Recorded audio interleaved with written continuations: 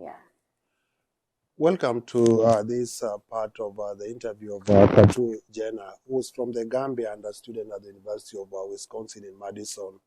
She's doing a PhD in women and gender studies. Mm-hmm. Why? Well, sometimes when people hear about the issue of gender, it becomes so frightful, as if, such researchers or scholars or maybe female self-identify women, they want to change the status quo, or maybe they are anti this, they are anti that, or they are feminists. There are a lot of concepts going around, and sometimes we don't really have a comprehensive understanding of what it means. For me, my department has my research influence my department that I choose, because I'm trying to focus on patronage network in Africa. Because in Africa, especially for female representative, sometimes they get to be voted or get certain kind of position, within government. Even when you look at them proportionately, sometimes you realize that it is 2:1, in terms of population. However, when it comes to positions and leadership roles, it is not in pari passu kind of, the ratio is very, very low. And they even say it's still a question of tokenism. Exactly, because that is what patronage is about, because patronage is a wide umbrella, and those ones are the specifics that we are looking for, like the patron-client relation. So African politics has turned to that. And in addition to that, representation too is just like quid pro quo. I give you something for something, I give you something so that I can get your loyalty. Yeah, quid pro quo. So this is what I'm trying to look at in my research. I'm trying to ask a question: why it is so embedded in African politics? Do you understand? So I'm trying to make a comparative studies between the Gambia and Senegal.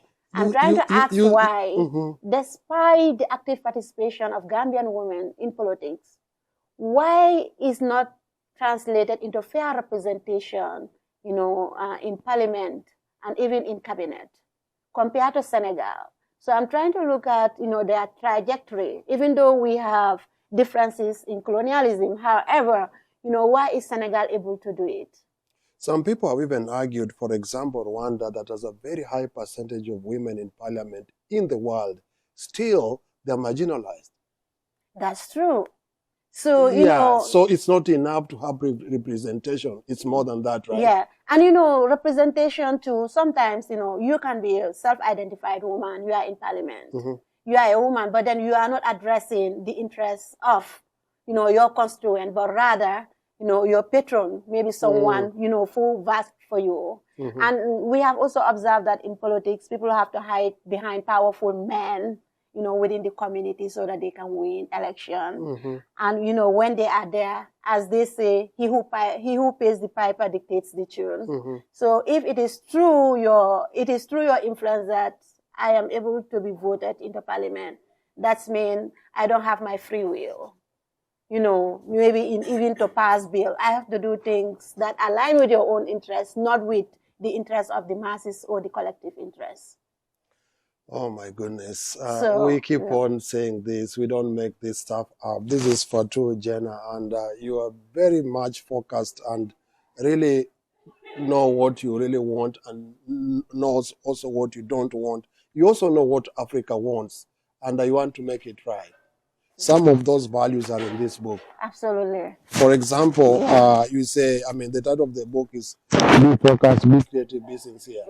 I was looking through, I saw a chapter, something to do with Lead with Purpose. Oh, yeah.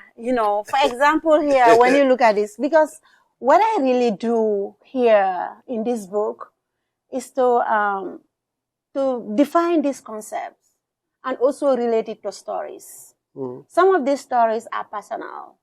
Others, is based on close relatives or friends' experiences. With their permission, I was able to. So here, Lead with Purpose here, I am also trying to examine a topic, which is incredibly important but sometimes we often misunderstood what it means. So I am also trying to emphasize that, you know, it is intentional of direction that resonates, you know, with deeper mission, you know, for different people. So it's about connecting, you know, whatever we do with purpose, you know, because your purpose might be different from mine, you know. So I complement it with personal story, like my own experience in Nigeria with my different friends, you know, how we have all been impactful with in different ways based on our intentionality. Because we met at the mosques, but that short, brief period of time, you know, we all have seen life in different way, and we all choose different approaches to make our life more meaningful by adding value to the life of other people. Somebody said our experiences shape our perspectives. Absolutely, our worldview. That is very correct. So our purpose, so what is your purpose? Is your purpose by helping others? Is your purpose by being credible? You know, what is your life purpose? We need to ask ourselves, what is not only the purpose of life or existence, but what can we do differently? What can we do differently? Differently. What is different with this book is that it has got discussion questions, which are activities. Yeah. So it's not just a read-through book. It's actually calls you to be able to reflect on your own experiences through certain activities, which makes it really practical. Yeah. So because I want to deviate from book knowledge, you know, sometimes you are reading a book, but then the knowledge stops there because you cannot resonate with it, or maybe you cannot apply it. It is not practicable to you. So this book is very, very practical because the stories that are shared or the value that has been discussed there, you know, at the end of the day, you have self-reflection questions. There are guiding questions, you know, for you to look inwardly and see how you can align your own values with the things that you have read, you know, in the book. You know, it makes you to think, you know, beyond ordinary way of saying, okay, this was what he was talking about, but can you see yourself in that picture? So how do you see yourself? How do you want to imbibe those values into you? You know, so this is what it is all about. Because, you know, the brain can be very, very critical, and the brain cannot differentiate real or not real, you know, so we have to dictate our mind to do what we want, you know. You have to dictate your mind to do what you want. Yeah. So our brain, our mind too, it is shaped by our thoughts. So with this kind of values too, you are compelling your brain to think in that line while you are writing your reflection. While you are writing your reflection. Yeah. One of the books in the biography is You Are Born to Speak. Were you born to speak? I would even consider myself as a great speaker. It's just that I can say... That's what great speakers say. Well, I haven't seen that in me. But then... You started speaking, you've written to the BBC, Focus on Africa, you've written poems. Nana, the first lady in Ghana, you've been able to exchange poems with her. Yeah. You were born to speak. Yeah, I met Nana Kinudu at an event. You know, one of my mentors to Auntie Amisila in the Gambia. You know, she's one of the leading women activists and a politician. So after my high school, one day she told me that there was an event that she would like us to go together. But then I was late, you know, not keeping the time. So I maneuvered myself. I got there. So I was not allowed to enter. But eventually I know those journalists because, you know, people thought that I was a journalist or a reporter at the time when I was not. Because, you know, I used to write to newspapers. But you don't have to be employed to be a reporter, right? Yeah. I used to write opinion paper a lot. Even while going to middle school then, I would write about girls wake up, education is the best. That's why I said you were born to speak. So when I enter eventually, you know, during question and answer session, it just, you know, because then I can look at the team and turn it into poetry performance. So when I did that, they were all amazed. They gave me standing ovation. So after that, she met me and other first ladies too. But then I was very connected because I like what her husband did and what the husband did in the past. Because I read about her trajectory, how she helped the husband in politics. So meeting her, how did she help the husband in politics? She was very influential, and she works at the grassroots, and then she has this NGO, that Better Life Women, I think, helping the rural women, that also contributed, for the support of the husband because of her involvement at the grassroots. Sometimes there can be a detachment, between those at the top and those at the bottom. So what she did was to connect, to have special connection, especially with the women, with the marginalized group at the grassroots. Wow. That was a political strategy. We can do this all day. You are really an inspiration. And all these people you've met and you still say you are not prominent, you are prominent.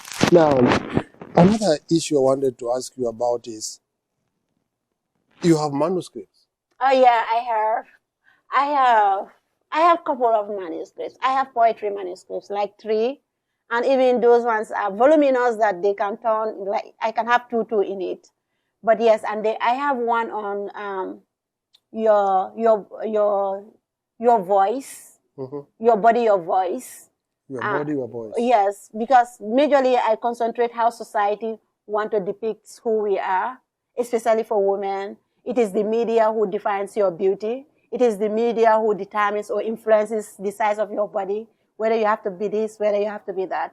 So I'm trying to talk about, your body is your voice. We should have that inward beauty in us. So generally it is about self-esteem. It promotes self-esteem. It's also about self-liberation. How do you liberate yourself from all this kind of, mentality, which could be considered in different ways and be given different names. I also have the one on dementia and Alzheimer. Because, I also did caregiving. You also did caregiving? Yes. Where? No, I work. You write about everything you do and try to change the lives of the people you meet. Yes, because it's based on personal experiences.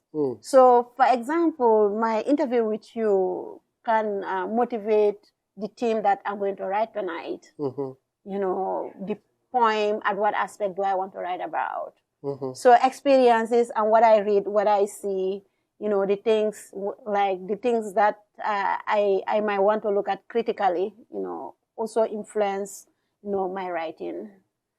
If you are watching and you want to publish or review the manuscripts of Fatou Janneh, please reach out to us via Diaspora Scholars TV. You can get the link down below. At the same time, you can go to our website, the kenyascientistindiaspora.com. It's only a forum for African scholars, and that is just a name. Again, kenyascientistindiaspora.com. You'll find the profile of Fatou Janneh, which we shall put on there, and you can directly link up with her to be able to publish, her books and the many manuscripts that she has. I'm telling you, it's an inspiration. She's not stopping here. She says she's not prominent, but she has a voice, including the body as your voice, which is still writing. Yeah, right now as you are talking, I am inspired with a poem. I don't know what name to give it to, but maybe I can call it Woman. I am a woman. The Gambian woman, Senegalese woman, Nigerian woman, South African woman, Egyptian woman, Kenyan woman. I am the African woman. I am the womb of life. I am the nurse of humanity. I am the architect of peace. Oh, woman, the bearer of pain and suffering. Cry not, woman, for you are the womb of life. You are the first cold of the universe. Oh, woman, the bearer of pain and suffering. Oh, woman, the African woman from the Gambia. This is Diaspora Scholars TV. We'll be right back. That has been the story of Fatou Janneh, a PhD student at the University of Wisconsin-Madison. Thank you so much. Thank you, Prof. Thank you. Thank you. It's been amazing. Thank you. You are a true Pan-Africanist. I hope I was not blabbing. And far much more than that.